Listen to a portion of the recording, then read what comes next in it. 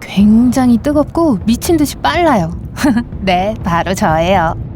잠깐만요. 우주에 대한 거군요. 네, 우선 우리와 비슷한 항성을 도는 태양계의 외 행성인 페그 51을 발견했어요. 태양계 외 행성은 태양이 아닌 항성을 도는 우리의 태양계 밖에 있는 모든 행성을 말해요. 이 행성은 우리가 지금까지 발견한 그 어떤 것들과도 전혀 달랐어요. 지름은 목성과 거의 같지만 질량은 가스상 거대 혹성은 절반 정도였죠. 이 태양계 외 행성이 항성의 궤도를 도는 데는 4일밖에 걸리지 않았는데 그건 불가능해 보였죠. 그렇게 큰 것 치고는 확실히 너무 빨랐어요. 그리고 그때 과학자들은 우주 전역에서 뜨거운 목성이라고 이름 붙여진 것들을 발견하기 시작했어요. 많은 가열된 가스 거성들이 그들의 항성에서 불과 몇백만 킬로미터 떨어진 곳에 위치해 있었어요. 종종 자신들의 항성에 꽤 가까이 돌고 있던 우주 물체들이 몇몇 있었는데 그중 상당수가 지구보다 몇 배 더 컸어요. 뜨거운 목성이 발견된 태양계는 우리의 것과는 달랐어요. 우리는 안쪽에는 작은 암석으로 된 행성들이 있고 바깥쪽에는 거대 가스 행성들이 있는 깔끔한 시스템을 갖고 있어요. 그리고 거의 모든 행성들이 자신들의 궤도를 따라 평화롭게 태양을 공전하고 있어요. 모든 게 가지런히 있죠. 항성이 형성되는 가장 초기 단계에 그것을 둘러싼 가스, 잔해, 먼지로 이루어진 원반을 만들어요. 이것은 응축 원반이라고 불려요. 이 가스들은 항성의 중력 때문에 천천히 항성으로 끌려 들어가요. 그리고 이것이 별 소용돌이 같은 걸로 이어지죠. 원반의 바깥 부분은 중심보다 가스 밀도가 높아요. 시간이 지날수록 소용돌이 효과는 더욱 강해져요.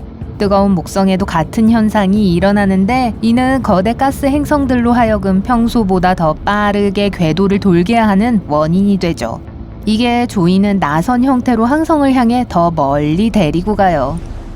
다행히 우리의 목성은 뜨거운 목성이 되지 않았어요. 우리의 거대 가스 행성은 지구 크기의 얼음 같은 소행성으로 삶을 시작했어요.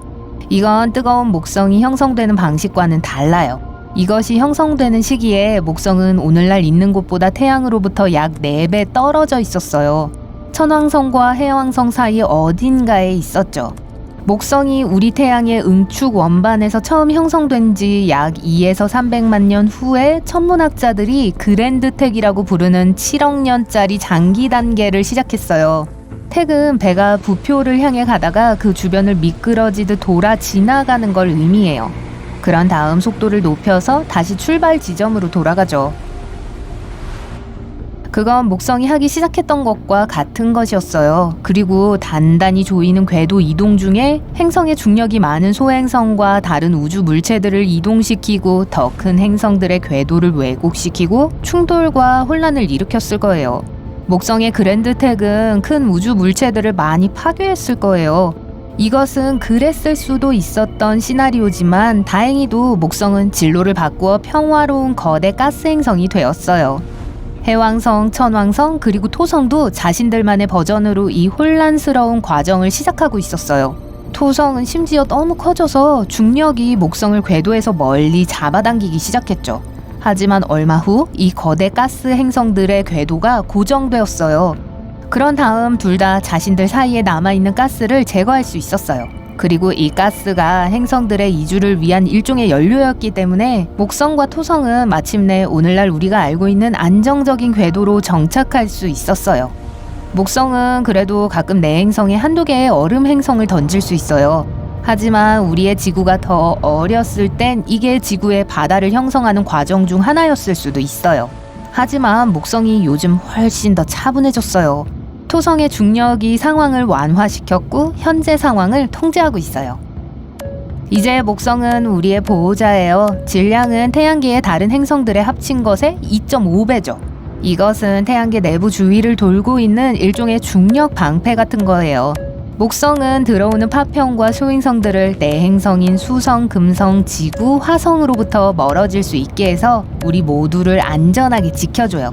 이것 때문에 지구는 항상 보호받고 있어요. 그래서 우리 행성은 복잡한 생명체를 진화시킬 충분한 시간을 가질 수 있었어요. 그리고 소행성, 뜨거운 목성 또는 다른 우주 물체에 의해 파괴되지 않았죠. 지구와 충돌할 수 있었던 유일한 행성이 목성만은 아니었어요. 과학자들은 수성이 우리 행성과의 뺑소니 사고에 연루되었을지도 모른다고 생각하고 있어요. 수성은 우리 태양계에서 가장 안쪽에 있는 행성이에요. 태양에 가장 가까이 있고 거기 있는 행성 중 가장 작은 행성이죠. 그리고 계속 작아지고 있어요. 오늘날 수성의 지름은 40억 년 전에 비해 약 14km 줄어들었어요. 과학자들은 이 행성의 핵이 철로 만들어졌기 때문에 일어나는 것이라고 생각하고 있어요. 그리고 이 철은 식어 고체가 되어 행성의 크기를 서서히 감소시키고 있어요. 수성은 우리 태양계에서 가장 많은 분화구가 있는 행성이에요. 이곳의 대기는 매우 얇아서 유성으로부터 행성을 보호할 그 무엇도 없어요. 수성 표면의 가장 큰 분화구는 지름이 최소 1550km예요. 독일에서 포르투갈에 이르기까지 서유럽이 다 들어갈 수 있어요. 이런 분화구를 형성한 물체의 길이는 적어도 100km였을 거예요. 이렇게 많은 분화구로 수성은 우리 달과 비슷해 보이죠. 이곳은 다른 행성들보다 태양을 더 빨리 돌기 때문에 수성에서의 1년은 지구시간 88일 정도 지속돼요. 그건 3개월마다 혹은 더 자주 생일을 축하할 수 있다는 걸 의미해요. 동시에 행성은 너무 느리게 회전해서 수성에서의 하루는 지구시간으로 거의 59일 동안 지속되는데 잠자리에 들려면 기다려야 할 시간이 엄청나네요. 우리 지구에 수성 조각이 있어요. 2020년 모로코의 한 길거리 시장에서 녹색 운석이 발견되었어요. 과학자들이 이것의 성분을 연구했고 수성에서 왔을 수도 있다는 결론을 내렸어요. 수성은 작은 크기와 약한 중력 때문에 자체 위성을 갖고 있지 않아요. 게다가 이 행성은 태양에 너무 가까이 있어요. 그나저나 우리 태양계에 위성이 없는 유일한 다른 행성은 금성이에요.